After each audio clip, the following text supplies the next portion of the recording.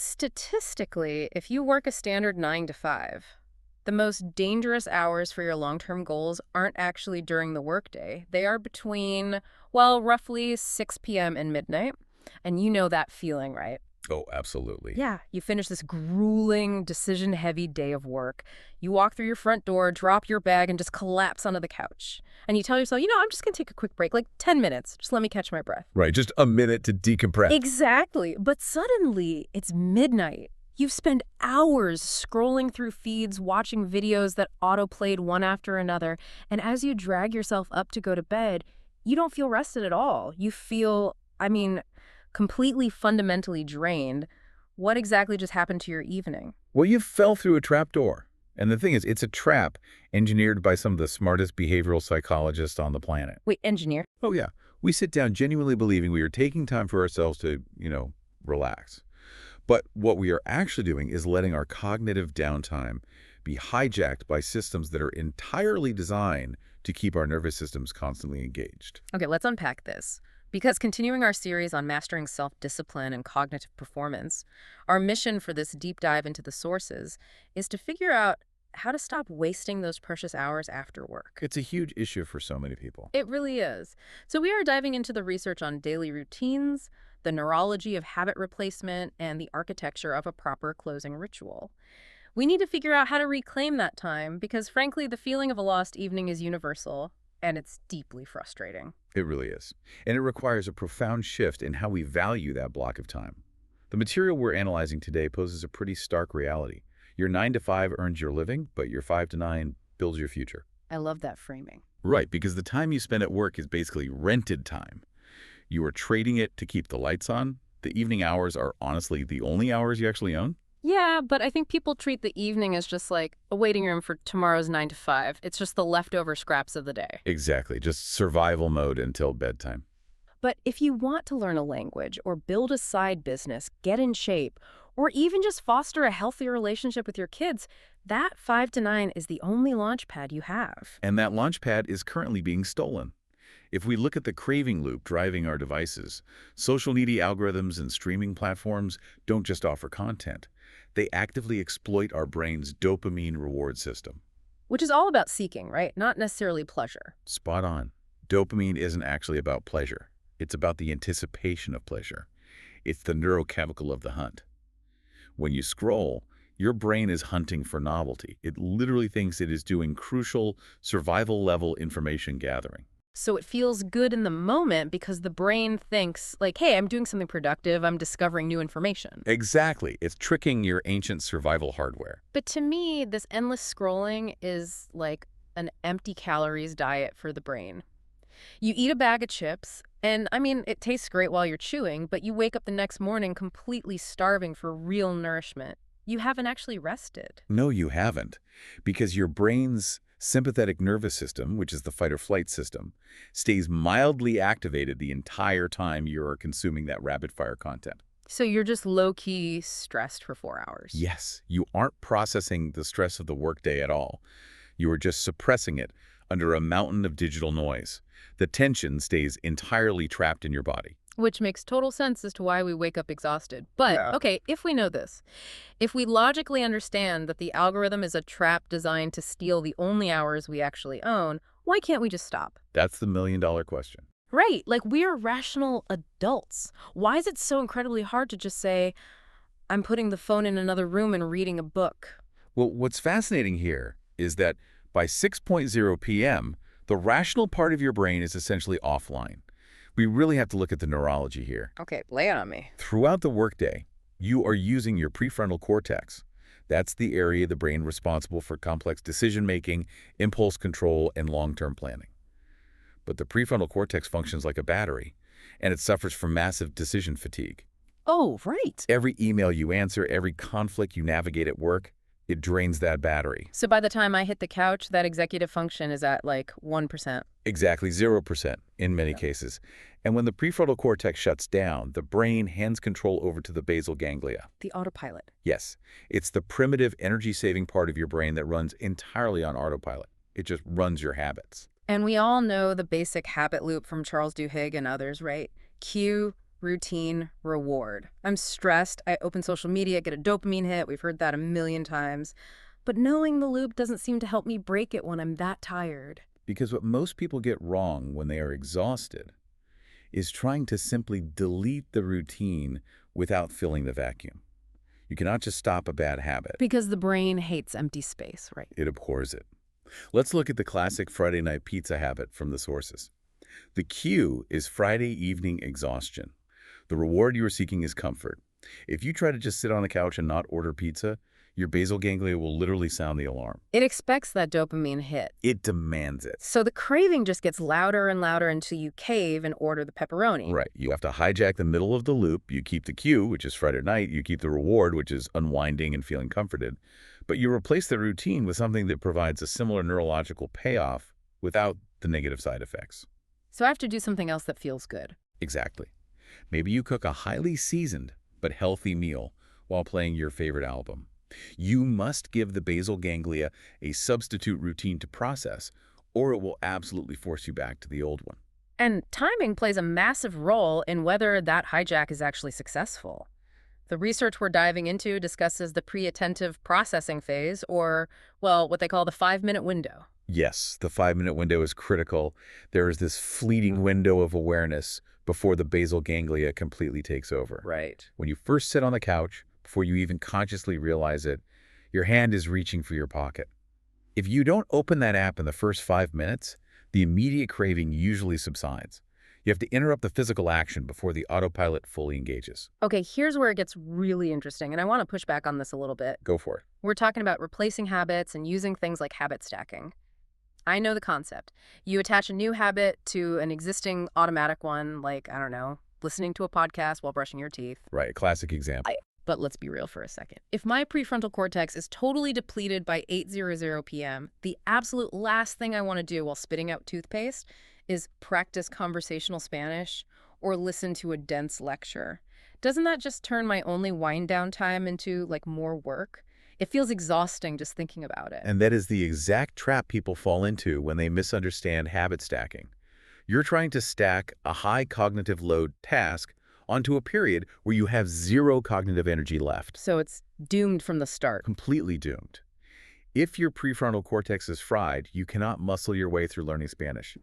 This is why relying on willpower in the evening is a guaranteed path to failure. Willpower isn't a muscle you can just flex on command. It's that drained battery we just talked about. So what's the alternative then? If willpower is dead and my autopilot is pulling me toward the couch, how do I actually build discipline without feeling like I'm punishing myself? If we connect this to the bigger picture, you shift from relying on internal willpower to relying on external architecture. You use environment design. Setting up your space. Exactly. The core mechanism here is friction. When you are exhausted, your brain will always take the path of least resistance. So you manipulate the friction. Oh, so? You drastically increase the friction for bad habits to make them nearly impossible, and you completely remove the friction for good habits. So making the lazy choice the good choice. Precisely. There is a fascinating concept in behavioral psychology known as the 20-second rule. Oh, I've read about this. Yes, studies have shown that adding just 20 seconds of physical friction to a habit is often enough to break the basal ganglia's autopilot circuit. If your phone charger is in the kitchen instead of next to your bed, getting up to get the phone takes 20 seconds of effort. And that's enough to stop it. In that 20 seconds, your brain has to physically exert energy, which gives your prefrontal cortex just enough time to reboot and say, wait, do we actually want to do this? That makes total sense. Like, if my guitar is locked in a case in the closet, the activation energy required to go get it, open the case, tune it, and sit down is just too high. I'll just grab the TV remote because it's right next to my hand. Exactly. It's frictionless. But if the guitar is already on a stand right in the middle of the living room, and the TV remote is hidden in a drawer in the other room, well, the lazy choice is to pick up the guitar. I don't have to fight myself. You are outsourcing your discipline to your environment. And that completely changes how we define discipline. We have this culturally ingrained idea that discipline is this loud, angry drill sergeant in our heads. Yeah, that toxic grind set mentality where if you aren't suffering, you aren't growing. Which is completely unsustainable. Real discipline isn't about punishment. The material we're studying frames it beautifully. It says real discipline is love in a serious form. Love in a serious form. I really want to pause on that because that is a paradigm-shifting way to look at it. It really is. Think about how you treat someone you deeply love. You protect them, right? True discipline is protecting your future self from the temporary exhausted moods of your present self. Wow. You aren't forcing yourself to read a book because you're inadequate. You put the book on your pillow in the morning so that your exhausted evening self has an easy time finding it. You are literally doing a favor for the person you are going to be tomorrow. Which brings up the no-zero rule and the 2 minute start from the sources. If we are protecting our future selves, we don't demand perfection when we're tired. We just demand presence. Yes. The psychology behind the 2-minute rule is brilliant because it tackles that hurdle of activation energy we were talking about. Getting started is always the hardest part. Always. If you tell yourself you need to study for an hour, the mountain just looks too high, and your tired brain will flat out refuse to climb it. But if you tell yourself, I'm only going to read for 2 minutes and then I can stop, the activation energy is virtually zero. Because anyone can do 2 minutes. Right. And once you start, the physics of momentum take over. Yeah. You are already in motion, so you usually just keep reading. But, and this is key, even if you actually do stop after 2 minutes, it's not a zero for the day. It still counts. It counts hugely. You are casting a vote for your identity. Yeah. You are proving to your brain that you are the type of person who shows up consistently no matter what. It's building the scaffolding. People talk about motivation like it's the most important thing, but I see motivation as like the flashy ribbon-cutting ceremony for a new building. Oh, I like that analogy. Yeah, it gets everyone excited. There are big speeches, the cameras are flashing. That's January 1st, basically. But a ribbon cutting doesn't hold the building up. Discipline, this love in a serious form, is the steel rebar hidden inside the concrete. Exactly. It's not glamorous, no one cheers for it, but when the storm hits and you're dead tired on a Tuesday in November, it's the scaffolding that keeps the structure standing. That is a brilliant way to conceptualize it. The environment and the 2-minute starts are your rebar. Okay, so we have the scaffolding, my phone is charging in the kitchen, my guitar is on the couch, my environment is frictionless for the good things. But what happens when the environment just isn't enough? What do you mean? Because eventually I still have 4 hours to fill before the clock strikes 11:00 p.m., and I still have to figure out how to, transition into sleep. How do we actually structure this time so we don't just wander aimlessly? You give the evening a framework. The research suggests dividing your 5 to 9 into a 3-course meal structure. A 3-course meal. Yeah. When you leave your evening open as one massive, blurry block of free time, you drift. Your brain doesn't know what to do. But by naming the blocks of time, you claim authority over them. So what are the 3 courses? Course 1 is to unwind and recharge. And this is crucial. You cannot skip straight to productivity. Give your nervous system permission to transition out of work mode. So that's course 1, unwinding. Right. Course 2 is for growth and creativity. The guitar, the reading, the side project. This is where you utilize that low-friction environment you set up earlier. Makes sense. And course 3 is connection and reflection. Time with loved ones, journaling, or simply preparing for the next day. Which naturally leads to the most critical part of the entire evening, the transition to sleep. We touched on this earlier with the empty calories metaphor, but the distinction between zoning out and winding down seems to be where most people lose the battle for tomorrow. There are completely different things. Zoning out is passive numbing. Winding down is an active, intentional process. And to properly wind down, you must establish a closing ritual. Why a ritual, though? Why can't I just brush my teeth and get into bed like a normal person? Because of how the autonomic nervous system functions. Yeah. We mentioned the sympathetic nervous system earlier, the fight or flight mode that keeps you alert during the workday. Right. Well, to get deep restorative sleep, you have to activate the parasympathetic nervous system. That's the rest and digest mode. You cannot just jump off a treadmill running at 10 miles an hour and expect your heart rate to instantly drop to a rest phase. That sounds like a recipe for a heart attack, honestly. Exactly. Your brain requires a physical, sensory cue to understand that the day's threats have officially passed. So a closing ritual is basically a biological signal that it is safe to power down. Yes. It could be as simple as dimming the overhead lights. And that isn't just about creating a nice vibe. Dimming the lights physically triggers the pineal gland in your brain to start releasing melatonin. Oh, wow. So it's a physiological response. Completely. It could be lighting a specific candle, doing 5 minutes of light stretching, or playing a specific ambient track. It is the act of emotionally and physically tucking yourself into bed. It gives your mind a definitive sense of closure. And the psychological aspect of that closure is something I found deeply compelling in the material. There is a phenomenon called the Zeigarnik effect, right? Where we remember uncompleted tasks much better than completed ones. Which is exactly why lying in bed and thinking about everything you didn't get done today keeps you wide awake staring at the ceiling. Yeah, your brain is just keeping those cognitive loops open. The Zeigarnik effect turns your bed into an anxiety chamber. It really does. So how do we close the loops? How do we stop agonizing over the unwritten emails and the unfinished to-do lists? You have to end the day with pride rather than pressure. You actively change the psychological prompt. How so? Instead of reviewing your failures, you ask yourself one specific question as part of your closing ritual. You ask, what did I do today that honored me? What did I do today that honored me?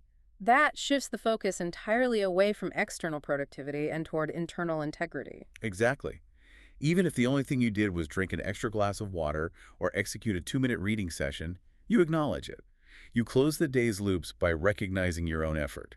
You fall asleep on a foundation of self-trust rather than a bed of self-criticism. So what does this all mean? If we pull all these threads together, the overarching theme is pretty undeniable.